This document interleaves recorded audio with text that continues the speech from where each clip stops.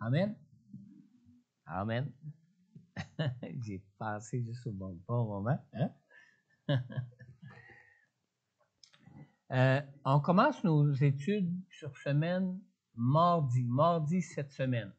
Je sais que certains d'entre vous ont déjà eu cette série d'études-là dans le passé, ceux qui sont à l'Église depuis quelques années déjà. On ne l'a pas donné, je pense, durant tous les temps de la pandémie, hein, parce qu'on n'a pas vraiment pu être en contact avec des nouvelles personnes. Mais même si vous avez déjà suivi ces études-là, premièrement, vous savez que la parole de Dieu nous dit que l'homme est oublieux. Alors, ça serait bon de les suivre à nouveau. Deuxièmement, la plupart des leçons ont été ou vont être vraiment revisitées dans le sens où vous savez, la parole de Dieu ne change pas. Les principes de la parole de Dieu ne changent pas. Dieu lui-même ne change pas. Mais ce monde change. Et vu que ce monde change, vu que les mentalités changent, des fois, pour apporter les mêmes vérités de la parole de Dieu, il faut s'y prendre un petit peu autrement. Et c'est dans ce sens-là que les leçons qui sont des fondements de foi, sont vraiment des vérités essentielles en ce qui concerne notre foi, en ce qui concerne notre relation personnelle dans notre foi avec Jésus, sont des vérités de base, des vérités que tous doivent connaître. Alors, autant pour ceux qui ont déjà fait l'étude de ces vérités essentielles-là pour eux, pour leur vie, autant vous avez peut-être besoin de les refaire encore pour pouvoir mieux les présenter aux gens de ce monde d'aujourd'hui pour leur foi eux-mêmes en Jésus-Christ, pour placer leur foi en Jésus-Christ. Amen. Alors, vous êtes tous bienvenus à cette série d'études qui comprend 13 rencontres, 13 leçons. Ceux qui sont de l'extérieur peuvent suivre ces leçons sur le web. Mais idéalement, dans nos rencontres, ce qu'on vise, c'est de pouvoir avoir un temps de fraternité ensemble, d'être rencontrés par Dieu, de se rencontrer les uns les autres, ensemble aussi, mais évidemment de prendre du temps dans la présence de Dieu ensemble dans la louange. On a des problèmes techniques au niveau du son, surtout au niveau de la louange, quand on fait les rencontres à distance, particulièrement quand on le fait sur Zoom. Les études sur semaine, on les fait avec Zoom parce que dans les études sur semaine, c'est important que même ceux qui sont à distance puissent poser des questions, puissent avoir une interaction avec l'enseignant, avec la personne qui apporte l'étude. D'accord? Maintenant, avec Zoom, c'est très difficile d'avoir un bon temps de louange pour entrer dans la présence de Dieu parce que souvent, soit la musique ne rentre pas bien dans le son pour être transférée sur Internet, soit la voix de ceux qui chantent ne vont pas bien. Alors, idéalement, si vous pouvez suivre les études directement ici à l'Église, c'est vraiment ce qui est préférable. C'est vraiment le mieux pour vous, pour votre édification, le mieux pour vous, pour être rencontré par Dieu et aussi être rencontré dans une fraternité avec les frères et les sœurs en Jésus. Amen. Alors, on commence ici à Montmagny avec notre première leçon cette semaine. On commence par le baptême d'eau. C'est pas grave si on commence par le baptême d'eau plutôt que dans l'ordre que c'est marqué sur la feuille que je vous ai distribuée. Dans l'ordre où c'est marqué, on commence toujours normalement par l'Évangile, la grâce, l'homme, etc. On y va d'une façon progressive en fonction de ce qui est important de connaître comme vérité essentielle dans nos vies. Mais on commence par le baptême d'eau parce que bientôt, le 24 septembre, nous aurons un baptême d'eau. Alors, si vous êtes de ceux qui avaient encore jamais passé par les eaux du baptême, prenez le temps de participer à cette rencontre mardi ou du moins si vous n'êtes pas disponible pour pouvoir l'écouter soit en direct ou soit en présentiel ici à l'église, prenez le temps d'aller écouter cette étude dont l'enregistrement va être diffusé en différé sur YouTube. Vous pourrez l'écouter sur YouTube pour pouvoir faire votre choix et bien comprendre le choix que peut comporter le fait de passer par les eaux du baptême en Jésus. Amen. Pour ce matin, je vais vous inviter à tourner avec moi dans Matthieu chapitre 5. On va lire un seul verset pour débuter ce matin, le verset 9 de Matthieu chapitre 5. On lit dans ce verset, un tout petit verset, « Heureux ceux qui procurent la paix, car ils seront appelés fils de Dieu. » Prions ensemble.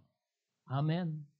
Seigneur notre Dieu, plus que jamais nous reconnaissons, Seigneur notre Dieu, notre besoin de l'onction de ton esprit qui peut enseigner toutes choses, Seigneur. Plus que jamais, Seigneur Dieu Tout-Puissant, nous t'invitons à être présent au milieu de ton Église ce matin. Nous t'invitons à agir pour toucher le cœur de tous ceux qui vont entendre ce message ce matin.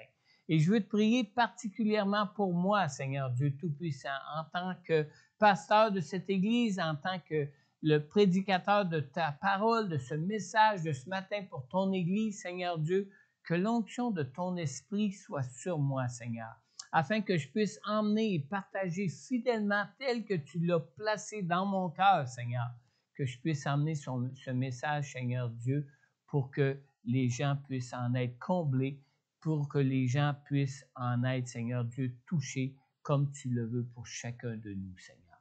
Je te le demande, Père, dans le nom puissant de Jésus. Amen. Amen. J'ai intitulé mon message ce matin « Être à l'image de notre Père ». On a lu dans Matthieu 5,9 « Heureux ceux qui procurent la paix, car ils seront appelés fils de Dieu ». Nous pouvons nous considérer comme des fils et comme des filles de Dieu, n'est-ce pas, hein? Des fils, des filles de Dieu, mais sans nécessairement être de ceux qui procurent la paix. Et Jésus nous dit ici que ce sont ceux qui procurent la paix qui peuvent être appelés fils ou filles de Dieu dans ce verset. Savez-vous, dans cette vie, tous les croyants nés de nouveau ne sont pas tous des fils et des filles de Dieu, mais seulement ceux qui procurent la paix peuvent être appelés des fils et des filles de Dieu. Il y a deux mots grecs qui sont traduits par le mot fils dans le Nouveau Testament. Selon le dictionnaire des mots grecs de Vines, il y a premièrement le mot grec technon. Ça ressemble à technion, hein? Moi, en voyant ce mot-là, j'ai pensé à Marielle qui travaille chez Technion, ceux qui connaissent Technion aussi dans la région. Mais le mot traduit par fils, un des mots traduits par fils dans le Nouveau Testament, selon Vine, c'est le mot technon. Technon qui, dans son utilisation, désigne un enfant comme un fils ou comme une fille de son père par le simple fait que l'enfant est né de lui. Suivez-moi bien, là, c'est important. Comme par exemple, on lit dans Jean chapitre 1, dans le verset 12 et 13, nous lisons ici, « Mais à tous ceux qui l'ont accepté, à ceux qui croient en son nom, elle a donné le droit de devenir enfants de Dieu, puisqu'ils sont nés non du fait de la nature, ni de par une volonté humaine, ni par la volonté de Marie, mais qu'ils sont nés de Dieu. » Alors, parce que nous avons accepté Jésus comme sauveur pour notre vie, cela nous donne le droit d'être appelés enfants de Dieu, c'est-à-dire technon, de par notre naissance, par le Saint-Esprit, du fait que nous sommes nés de Dieu simplement par le fait de notre naissance. Deuxièmement, selon Vine toujours, nous avons aussi le mot grec « huios ». Le mot grec « huios » qui se traduit aussi par fils ou fille dans la parole de Dieu. Huios, qui dans son utilisation désigne un enfant, écoutez bien la différence, là, un enfant qu'on reconnaît comme fils ou comme fille, non pas par le simple fait de sa naissance, mais du fait qu'il ressemble à son père de par son attitude et de par son caractère. Amen. Alors, quand on va à l'hôpital pour voir un bébé nouveau-né, hein, à la pouponnière, tous les bébés, ils ont un numéro, ils ont un petit tag attaché après leur bras. Pourquoi? Parce que c'est pas toujours simple de le reconnaître s'il ressemble à un des parents, à une des mères qui est hospitalisée dans l'hôpital. N'est-ce pas? Mais il y a un nom rattaché à son poignet qui le relie à sa mère par le fait qu'il est né de cette mère-là. Dans ce cas-là, là, dans le grec, on emploierait le mot technon, du fait qu'il est né d'un parent quelconque. Amen. Alors, la différence entre le croyant en tant qu'enfant de Dieu, technon, et en tant que fils et fille de Dieu, huios, se comprend clairement quand on lit aussi dans Romains chapitre 8, le verset 14 à 17. On va prendre le temps ici de tourner dans la parole de Dieu pour lire ce passage. Romains chapitre 8, parce qu'il y a quand même 3 versets ici, là. Romains chapitre 8.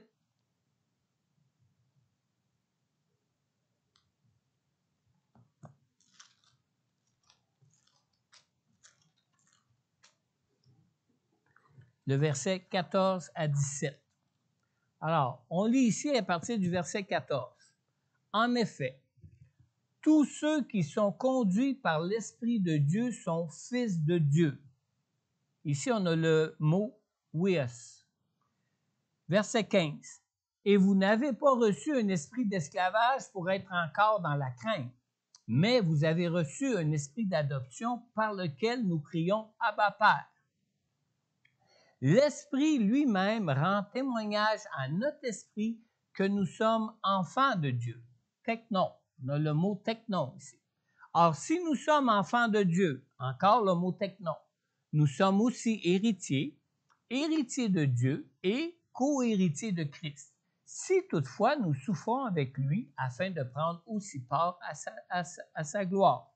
Alors, dans les versets 16 et 17, ces deux versets-là, ici, mettent l'accent sur le fait de notre nouvelle naissance en Jésus par l'Esprit de Dieu qui fait de nous des enfants de Dieu. Mais par contre, au verset 14, le premier verset que nous avons vu, dans le verset 14, nous voyons que lorsqu'un enfant est né nouveau et qu'il se laisse diriger par le Saint-Esprit, c'est sa conduite qui, par son attitude et par son caractère, qui manifeste qu'il est fils ou fille de Dieu. Comme on l'a lu au verset 14 qui dit « En effet, tous ceux qui sont conduits par l'Esprit de Dieu sont fils de Dieu. » Alors ça nous montre une chose. C'est qu'on peut être un enfant de Dieu né nouveau, un technon, mais sans nécessairement marcher par l'Esprit pour être appelé fils de Dieu, sans nécessairement se laisser être dirigé par l'Esprit pour être appelé fils de Dieu. Alors par contre, lorsqu'un croyant n'obéit pas au Saint-Esprit de Dieu pour diriger sa vie, bien qu'il soit héritier de Dieu et co-héritier de Christ, même s'il est né de Dieu par le Saint-Esprit, il est appelé enfant de Dieu technon et non fils ou fille de Dieu huios. Amen. Je suis un assez bon prof de grec, là. Très difficile pour moi de vous rendre ces études-là parce que je connais pas le grec. Moi, je n'ai jamais fait de cours en grec. C'est juste sur des références de théologiens que je vous amène ces choses-là. Maintenant, si l'on veut rendre tout ça pratique pour nos vies, parce que ça, c'est le but de la prédication de la parole de Dieu, c'est qu'on puisse la vivre et non pas juste l'entendre et la faire enseigner. Si on veut la rendre pratique pour nous dans nos vies, il faut admettre que naître de Dieu par le Saint-Esprit ne fait pas automatiquement de nous des gens de paix. Comme notre Père qui est dans le ciel nous appelle à l'être. Hein? Ouch! À notre témoignage, hein? Amen. Alors, pour être appelé fils et fille de Dieu, il nous faut grandir et nous développer dans nos vies de façon à être des gens de paix comme notre Père qui est dans les cieux. Comme on a lu dans Matthieu 5,9 qui dit que « Heureux ceux qui procurent la paix, car ils seront appelés fils de Dieu. » Le mot « ouios » que nous venons de voir est employé pour décrire des fils et des filles qui sont matures, tandis que le mot grec « technon » décrit plutôt des croyants nés spirituellement de Dieu, ou autrement dit, des fils et des filles de Dieu que même s'ils sont nés spirituellement de Dieu, demeurent des enfants de Dieu immatures. Amen.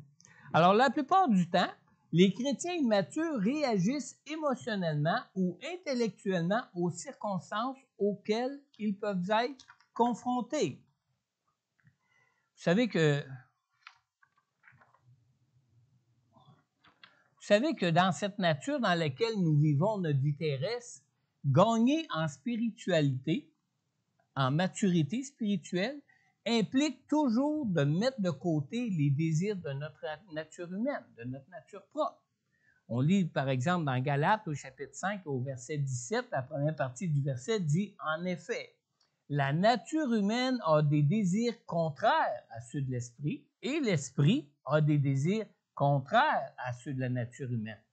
Ils sont opposés entre eux. » Alors, cela implique donc d'avoir à choisir entre obéir aux désirs de notre chair ou obéir à la volonté de Dieu pour notre vie, pour être appelé fils ou fille de Dieu.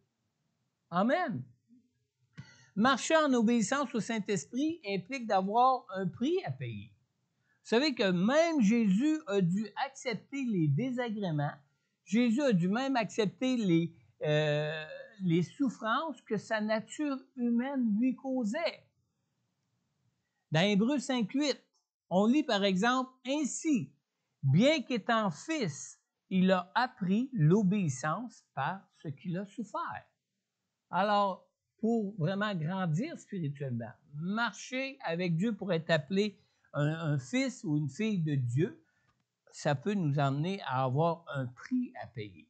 Alors, notre croissance physique, vous savez, se fait en fonction du temps. Hein? Comme un jeune enfant, quand il vient au monde, il ne vient pas au monde adulte.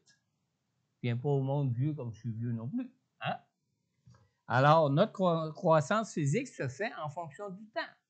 Notre croissance intellectuelle, elle, se fait en fonction de la connaissance et de l'apprentissage du savoir. Mais notre croissance spirituelle, elle, se fait en fonction de notre apprentissage d'être à l'écoute du Saint-Esprit plutôt que d'être à l'écoute de la nature d'homme ou de femme dans laquelle nous nous trouvons. Amen. Vous me suivez jusque-là toujours? Un croyant né nouveau mature est un croyant qui, le plus souvent, arrive à choisir les voies de Dieu pour sa vie plutôt que les siennes. Vous savez, la clé de notre maturité pour être appelé fils et fille de Dieu n'est pas de simplement connaître Dieu, mais la clé est vraiment d'obéir à Dieu par le Saint-Esprit. Dans 1 Pierre 4,1, on lit « Ainsi donc, puisque Christ a souffert pour nous dans son corps, vous aussi, armez-vous de la même pensée. Celui qui a souffert dans son corps en a fini avec le péché. » Hein? Qu'est-ce qui fait qu'on est toujours entraîné au péché? C'est le fait de la faiblesse de la nature dans laquelle nous nous trouvons. Amen. Alors, même une plus grande connaissance de la parole de Dieu ne peut pas assurer à un croyant qu'il va grandir dans sa maturité spirituelle. C'est pas parce qu'on peut dire qu'on connaît la Bible ou qu'on suit des études de Bible ou qu'on a lu 10 fois notre Bible qu'on a grandi spirituellement.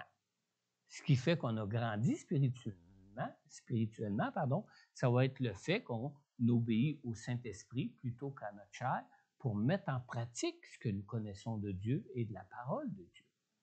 Amen.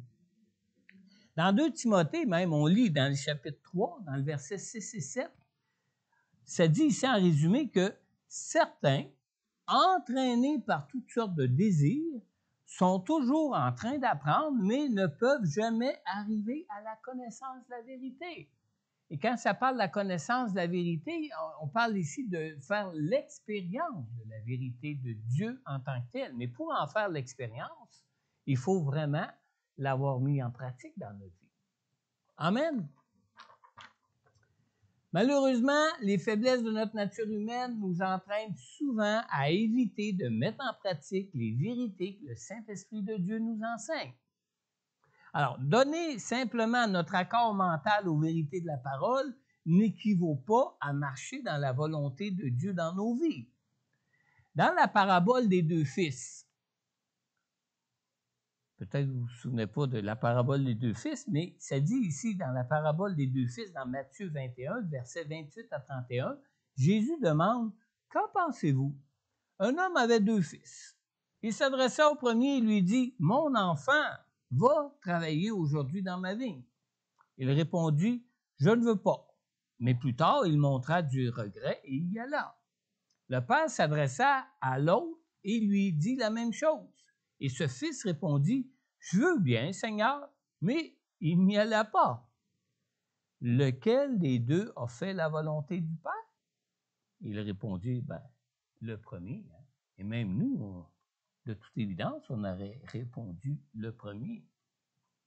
Alors, on voit ici que connaître la parole de Dieu et même connaître Dieu ne garantit pas que nous marchons dans sa volonté. Si l'on connaît une seule chose de ce que Dieu veut de nous et que nous la mettons en pratique dans notre vie, nous agissons de façon plus mature, même que si nous connaissons plein de choses de Dieu et que nous ne les pratiquions pas dans nos vies. Vrai? Amen. Alors, vous savez, même si nous sommes dotés d'une intelligence, même si nous sommes dotés de la capacité de réfléchir dans les choix que nous pouvons faire face à Dieu dans nos vies, pour nous protéger ou pour se protéger, notre nature humaine apprend à développer des comportements qui sont instinctifs, comme le font les animaux. Suivez-moi bien, là. Par exemple, si on veut dresser un animal, qu'est-ce qu'il faut faire pour dresser un animal? Il ne suffit de faire que deux choses. Premièrement, le punir pour qu'il cesse d'avoir les comportements que nous n'aimons pas de cet animal. Ou, deuxième chose, le récompenser pour qu'il adopte les comportements que nous souhaitons qu'il ait. Mais, nous, comme les animaux d'ailleurs, bien que Dieu nous ait dotés d'une intelligence, bien que Dieu nous ait dotés de la capacité de raisonner afin de pouvoir faire des choix responsables pour nos vies, nous développons tous des comportements instinctifs auxquels nous obéissons. Par exemple, je vais être pratique vraiment ce matin. Par exemple, qu'est-ce que fait un enfant lorsqu'il fait un mauvais coup? Instinctivement, il nie sa responsabilité. Instinctivement, l'enfant va même chercher à rejeter la faute sur un autre enfant ou sur une chose ou une circonstance qui va le disculper. Vrai? Qui d'entre nous n'ont jamais fait ça dans leur vie? Hein? Ah! Dans notre chair humaine, là, dans notre façon de faire nos choix dans notre vie, on ressemble beaucoup à des animaux. Hein? C'est pour ça que les chrétiens qui sont pas matures répondent souvent émotionnellement à leur nature plutôt que selon la volonté de Dieu à différentes choses qui peuvent leur arriver dans leur vie. Amen. Maintenant, qu'est-ce que Adam et Ève ont fait après avoir mangé de l'arbre du fruit défendu? Instinctivement, Adam a rejeté le blâme sur Ève et Ève a rejeté le blâme sur le serpent. Vrai? Pourtant, Adam et Ève étaient très conscients que ce qu'ils ont fait était contraire à la volonté de Dieu pour leur vie. Premièrement, ils connaissaient la volonté de Dieu qui leur interdisait de manger du fruit de ce seul arbre du jardin. Hein? Deuxièmement, ils avaient l'intelligence et la capacité de raisonner pour faire un choix responsable face à la volonté de Dieu pour leur vie. Amen.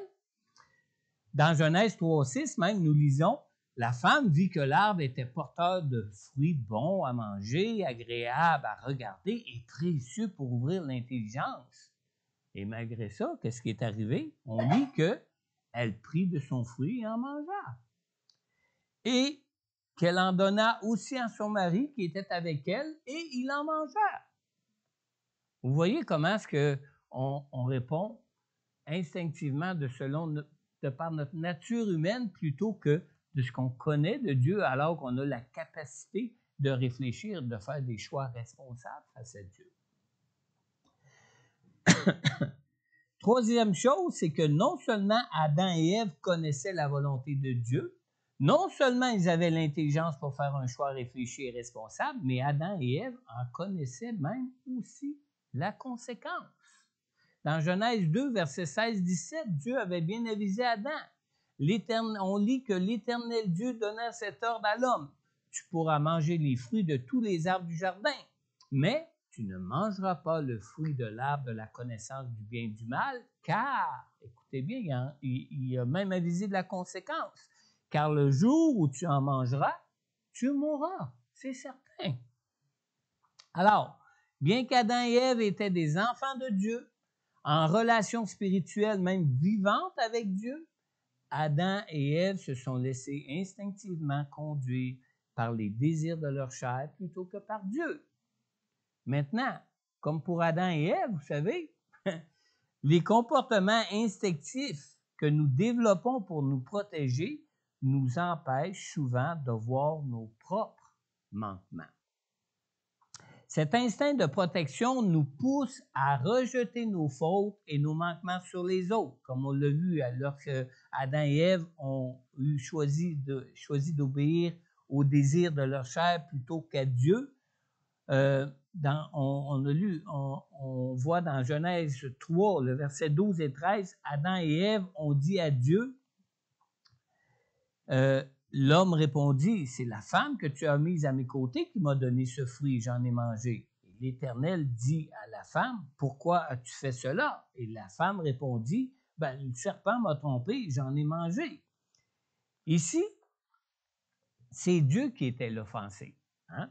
Comprenez bien, ici, c'est Dieu qui était l'offensé parce qu'ils avaient désobéi à sa parole.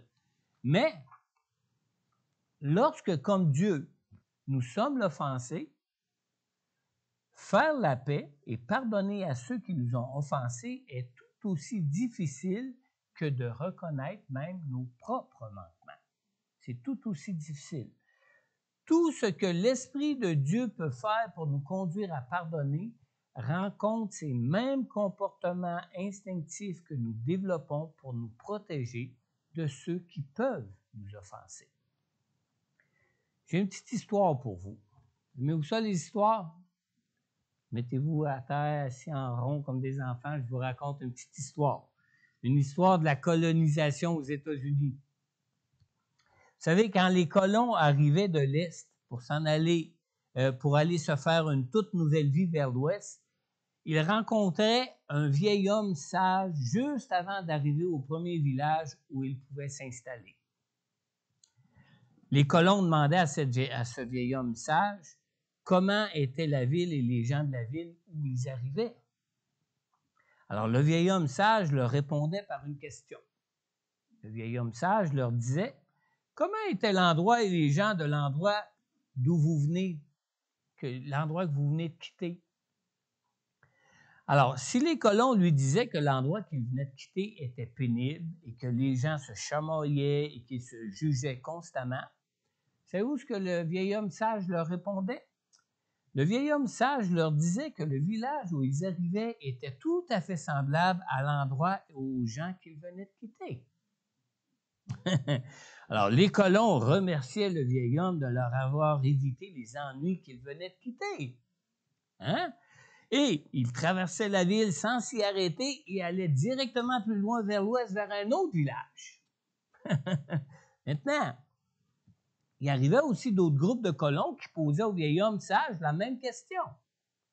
Et Si les colons répondaient que c'était un endroit merveilleux, que chacun vivait en paix et chacun se préoccupait l'un de l'autre, alors le vieil homme sage leur répondait, ben, cet endroit et les gens de ce village sont exactement comme l'endroit et comme les gens que vous venez de quitter. Puis les colons s'arrêtaient dans ce village et s'y installaient pour y vivre leur vie. Quand nous quittons un endroit, une relation de vie, quand nous quittons un endroit ou une relation de vie, nous emportons avec nous les mêmes comportements que nous avons développés par instinct, par notre instinct de protection. Amen. Alors, les choses qui peuvent nous avoir blessés, les choses qui peuvent nous avoir fait du mal, nous entraînent à agir de la même manière que nous agissions avec les gens de l'endroit que nous quittons. Exactement de la même façon. La seule solution pour nous libérer des anciennes expériences de vie de notre passé est de libérer ceux qui, volontairement ou même peut-être involontairement, ont été des sources de souffrance dans nos vies. Dans Jean chapitre 20 au verset 23, Jésus nous dit « Ceux à qui vous pardonnerez les péchés, ils leur seront pardonnés. Ceux à qui vous les retiendrez, ils leur seront retenus. » Instinctivement, quand nous sommes offensés et blessés, nous avons tendance à retenir aux autres leurs péchés. On a tendance même à s'éloigner de. Alors, si nous fuyons des gens ou des situations de vie qui nous ont fait mal, c'est que nous n'abandonnons pas notre instinct de protection et les mauvais comportements que nous avons pu développer pour ne pas vivre à nouveau ces mêmes souffrances. Amen. J'ai une statistique comprenant, j'ai une statistique pour une compréhension pratique de notre nature humaine. Et c'est une statistique en ce qui concerne le divorce.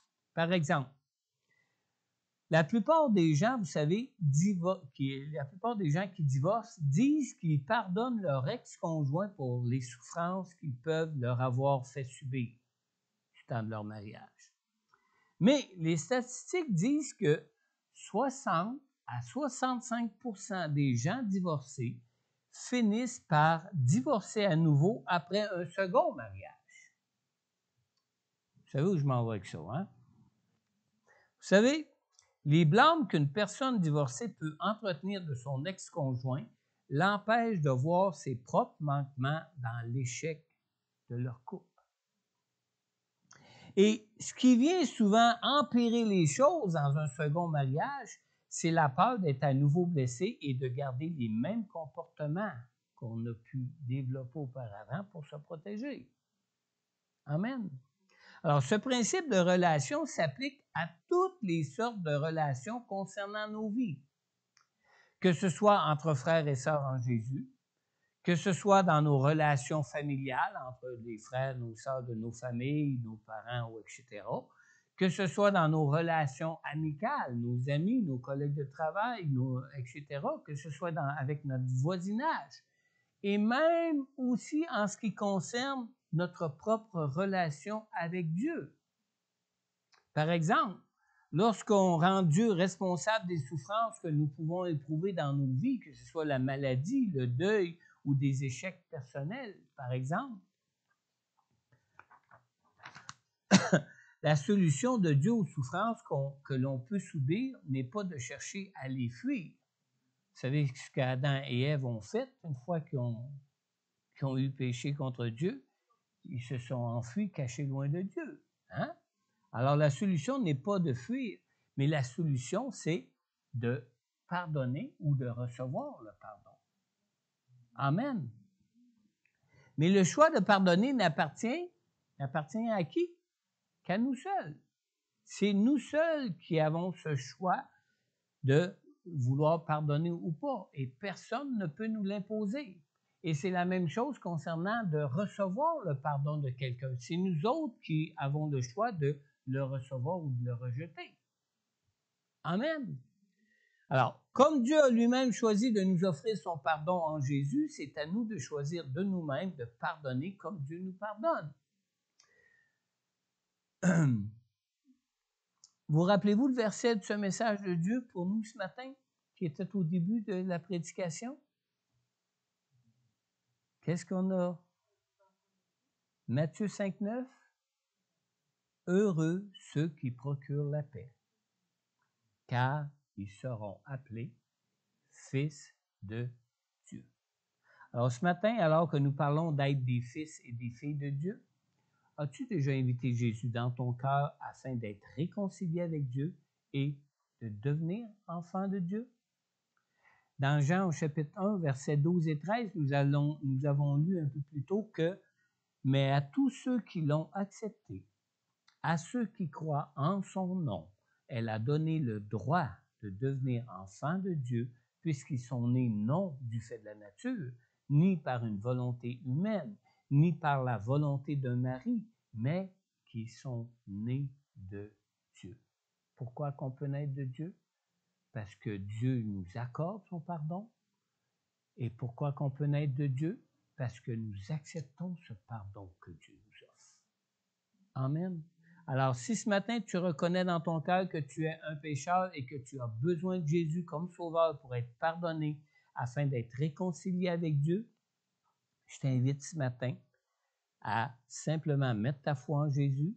Je t'invite ce matin à accepter le pardon de Dieu pour toi et à inviter Jésus à être le sauveur et le Seigneur de ta vie, pour toi, pour ta vie.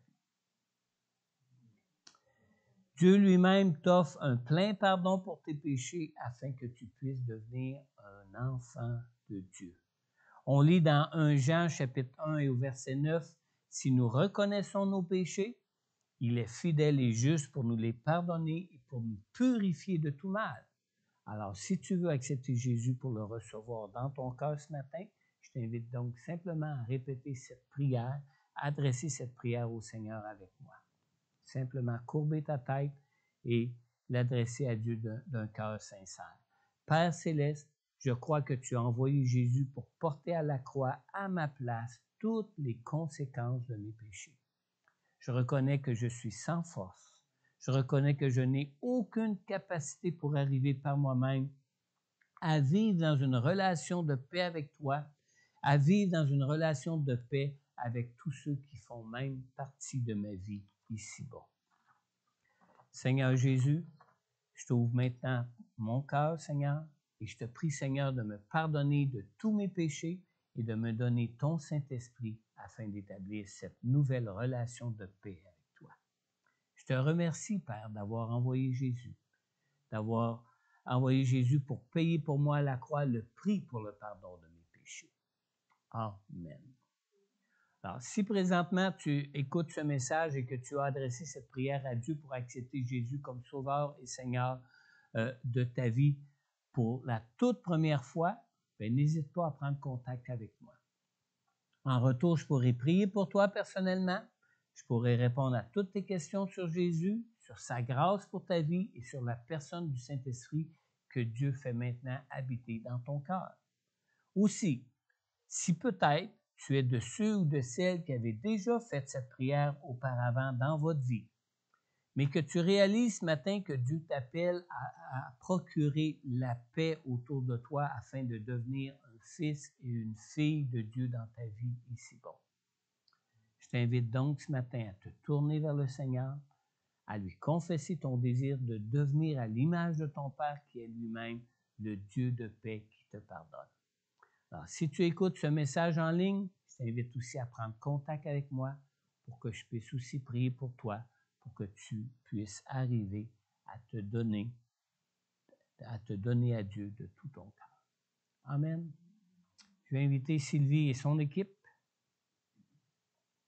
Lynn et Fatou, nous conduire dans un dernier chant de louange et d'adoration ce matin.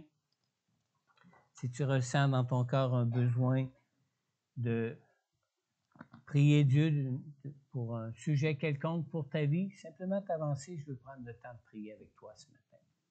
Ou peut-être as-tu fait cette prière pour accepter Jésus dans ton cœur pour la toute première fois dans ta vie ce matin, avance-toi aussi, j'aimerais prier pour toi ce matin. Amen. On va se lever ensemble. On peut vraiment lever les mains vers ce Dieu qui est un Dieu de paix, un Dieu qui nous pardonne, un Dieu qui veut et qui nous a créés pour que nous puissions vivre en paix, vivre en communion, en relation avec lui et les uns avec les autres. Amen. Nous allons prendre ensemble des mains pures. Commence en disant, tu es tellement fidèle. Amen. Le Seigneur est tellement fidèle. Il ne change pas. Il est toujours là. On se tourne vers lui et répond. Merci Seigneur.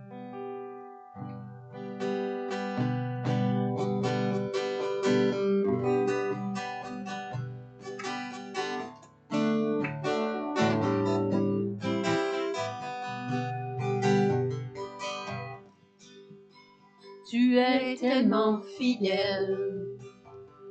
Tu es tellement fidèle. Tu es puissant. Tu ne changes pas, oh Dieu. Vérité sont tes promesses. Vérité sont tes promesses. Tu es tout puissant. Tu ne changes pas, oh Dieu. Nous élevons des mains pures pour louer le Dieu très saint, qui était, qui sera. Nous élevons des mains pures pour louer le Dieu très saint, qui était, qui sera. Majestueux dans ta grâce, majestueux dans ta grâce, tu es tout puissant, tu ne changes pas, ô Dieu. Majestueux dans ta grâce, majestueux dans ta grâce, tu es tout puissant, tu ne changes pas, ô Dieu. Nous élevons les mains pures pour louer le Dieu très saint, qui était, qui sera. Nous élevons les mains pures pour louer le Dieu très saint, qui était, qui sera. Qui était, qui sera. Qui était, qui sera. Tu étais, tu seras toujours. Oui, Seigneur. Oh, Seigneur Dieu, nous t'adorons, Seigneur. Et tu es un Dieu qui est digne de louange, digne de toute adoration, Seigneur.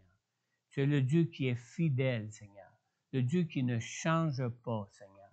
Le Dieu qui est constant, constant dans son amour, constant dans son pardon, constant dans la recherche, Seigneur, de tous ceux, Seigneur Dieu, tous ces hommes et ces femmes que tu as créés pour rechercher la paix, la réconciliation avec eux afin de les avoir avec toi dans le ciel pour l'éternité, Seigneur. Seigneur, donne-nous à nous qui te connaissons, Seigneur, cette grâce, Seigneur Dieu, de pouvoir être appelés fils et filles de Dieu, Seigneur.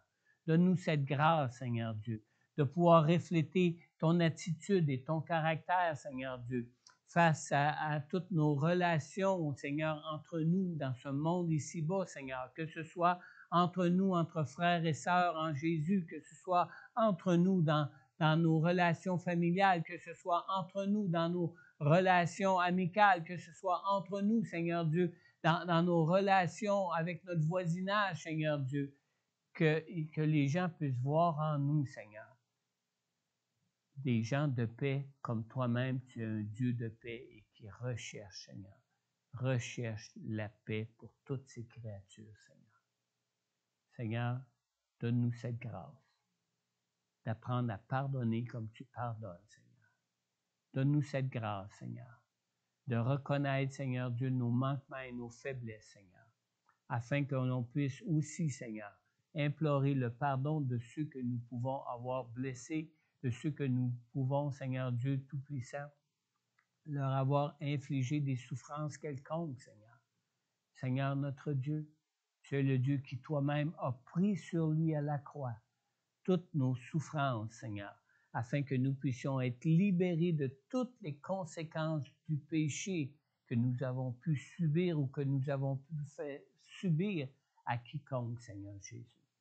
Seigneur, donne-nous cette grâce, Seigneur, d'être à ton image, Seigneur Dieu, afin que tu puisses ainsi, à travers nous, attirer à toi, Seigneur Dieu, tout homme et toute femme dans ce monde, Seigneur. On te le demande, Père, dans le nom puissant de Jésus. Amen. Amen. Fils et filles de Dieu, allez en paix ce matin. Amen. Allez dans la paix de Dieu. Amen.